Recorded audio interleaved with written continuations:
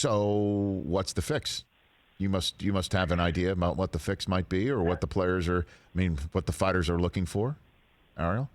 So it's an interesting thing because it's easy to lump all the guys together and say there's unrest, right? There's a revolt going on, but really all their gripes are different, right? And there's different fixes for each and every one of their gripes.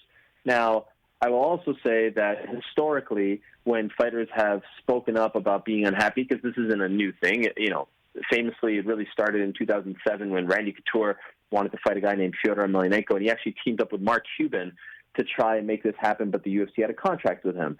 But what happens is, and it happened with Couture, eventually they come to terms.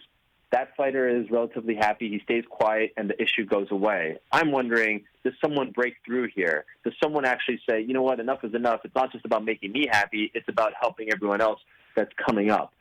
That remains to be seen. I don't know if anyone really has that in their heart. So with Cejudo, I think Cejudo will come back eventually. Even today he's talking to TMZ about fighting the 145 champion. So the Cejudo one, he's handled the whole thing incorrectly from the get-go. He retires in the cage, and then literally 10 minutes later at the post-fight press conference, he goes, well, they know my number. So, okay, no one believes you that you're retiring anyway. John Jones' situation, I would love to see him go up to heavyweight finally and fight Francis Ngannou. He wants more money. What they need to do is sit down and actually talk. They're not even talking. They're going back and forth on Twitter and text messages, and they're not even talking and negotiating properly like actual adults. So they need to sit down and talk and figure this out from a financial standpoint that helps both sides. The Masvidal one, to me, is the most interesting because he was paid X amount to fight Nate Diaz at Madison Square Garden in November, and now they're offering him less to fight the actual real champion at 170, and he's like, how does that make sense? So that, to me, is the one that seems like they're the most far apart. And then Conor, you have a situation where you just need to get the guy a fight. Get the guy a fight. Yes, no one is in attendance. Yes, there's no gate, no fans, all that. But the pay-per-view will kill, especially if you do it in July when there's no sports yet. To me, it makes a lot of sense to try to, get him back in there. At the end of the day, what they need to do is start talking to these guys, listening to them, and not take everything so personally where they say, all right, you're not going to fight, we're going to the next guy. Because who hurts in that situation the most? I think it's the fans, because you're not getting the best fighters to fight, and that's what the fans want to see. Who should Conor fight? Who would you suggest?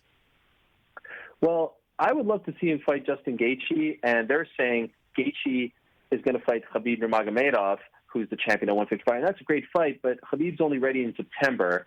And if Gaethje doesn't want to fight Conor and thinks hey, it's in my best interest to wait, then okay, fine, that's his prerogative. But what they're telling Conor is just wait for the winner of that fight. And Conor's saying, hey, I'm ready to go. You have the biggest star in the history of the sport, the biggest star ready to go. Don't tell me to wait till December, January when that guy is ready.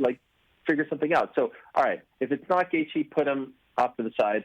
I would love to do the Diaz trilogy fight. That's the easiest one to sell. Can you imagine those two guys fighting in an empty arena and they're trash talking and they're hitting each other? It's great theater. Right. I would love to see that happen. So do that, but they haven't talked to Diaz yet for some strange reason. And if not Diaz, if you're not going to give Masvidal the title fight, then do Masvidal versus Conor, because I think that would be a massive fight as well. Hey, you watched all the way to the end. Thanks for that. Watch more right here.